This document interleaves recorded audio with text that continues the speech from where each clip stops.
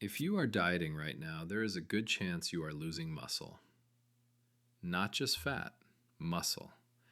And what that does to your body long term is something most people never think about. And this is not some edge case that only hits extreme dieters. Evidence suggests that in a typical calorie deficit without any resistance training, up to half of the weight you lose can come from lean mass. Not fat, lean tissue. The stuff that keeps your metabolism running and your body functioning well. Think about that for a second. If you lost 20 pounds on a standard diet without lifting, 10 of those pounds could be muscle and metabolically active tissue your body actually needed to function well and recover from daily life. Nobody talks about this part. The scale goes down and you feel great. But meanwhile, your metabolism is quietly slowing because you are shrinking the engine that burns calories at rest. That is the trap. So why does muscle loss happen during a diet in the first place? Your body is in an energy deficit. It needs fuel to keep your organs running. And it does not care whether it pulls that energy from fat stores or breaks down protein from your muscle tissue. It just wants the energy. In controlled feeding studies, people who cut calories aggressively, think 800 to 1,000 calorie deficits, lost significantly more lean mass than people in moderate deficits. A moderate deficit of 300 to 500 calories gave much better lean mass retention. And the speed matters too. Rapid weight loss protocols that promise 10 pounds in 2 weeks are especially bad for muscle retention. Your body panics when the deficit is too steep and starts aggressively breaking down lean tissue as a survival response. Here is the thing though. Crash diets are not just uncomfortable or hard to stick with. They are metabolically destructive in a way that sets you up for failure. You are literally cannibalizing your own muscle to keep the lights on. Now here is the first big lever you can actually pull. Protein. Systematic reviews of dozens of studies consistently show that higher protein intake during a calorie deficit preserves lean mass significantly better. This is one of the most replicated findings in nutrition science.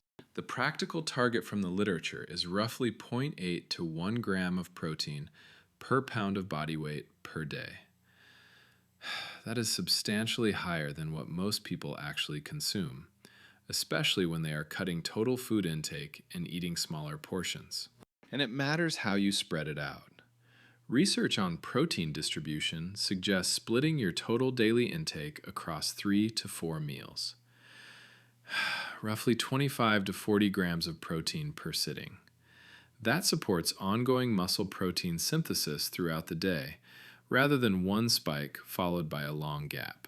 So the person who eats 100 grams of protein entirely at dinner is probably not getting the same muscle-sparing benefit as someone who consistently hits 30 grams at each of 3 meals throughout the day. Same total protein, meaningfully different outcome for your muscle. Having a protein source at breakfast specifically seems to matter more than people realize. A lot of people skip protein in the morning entirely and backload everything to lunch and dinner. That leaves a long overnight to midday window where muscle protein synthesis is basically sitting idle. Now the second lever, resistance training. This one is arguably even more important. Lifting weights during a deficit sends a direct signal to your body.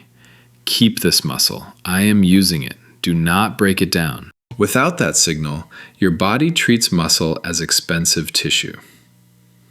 Muscle burns calories even at rest, and your body knows this. When resources are scarce, expensive tissue gets downsized first. It is a survival mechanism that made sense for our ancestors, but works against modern dieters. Randomized trials show that combining resistance training with a calorie deficit retains substantially more lean mass than cardio alone or no exercise at all. Cardio still has real cardiovascular benefits, but it does not send the same muscle preservation signal. The effect is consistent across younger and older populations. And you do not have to live in the gym to get this benefit. 2 to 3 resistance training sessions per week is enough. Compound movements like squats, presses, and rows hit multiple groups. The dose does not have to be extreme. This is where most diet programs completely miss the point. They obsess over macros and meal plans. And they ignore the single most protective thing you can do during a cut, which is pick up something heavy a few times a week. Now there is a third factor most people never think about in the context of muscle loss: sleep.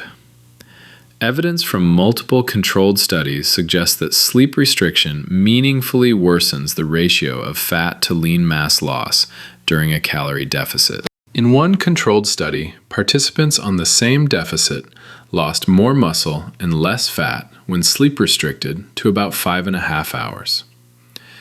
Same diet, same calories, same people, just less sleep.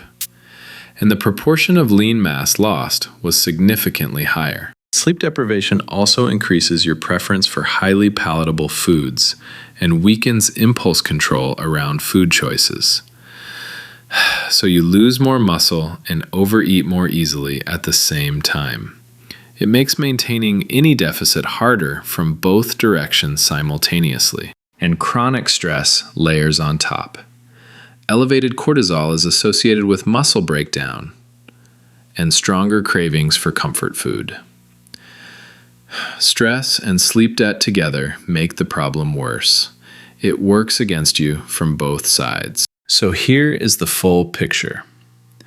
The research points to 3 things that protect muscle during fat loss. First, adequate protein, roughly 0.8 to 1 gram per pound spread across meals. Second, resistance training 2 to 3 times a week. And third, 7 to 9 hours of quality sleep. Those are the 3 pillars. None of these require supplements or a branded diet program. You do not need a gym membership either. A set of dumbbells or even just body weight movements will work. These are behavior-first strategies that work across ages and budgets. But individual variation matters. Age, medications, diet quality, and budget all play a role. Not everyone can train 3 times a week or afford high-protein food. That is a real constraint, and it is worth acknowledging. Even small steps in the right direction help. Add 1 protein source to breakfast. Do bodyweight squats at home instead of sitting on the couch. Go to bed 30 minutes earlier. These are low-friction changes that move the needle. The scale only tells you one number. It does not tell you what you actually lost. And if you are not protecting your muscle, you might be winning the wrong game entirely.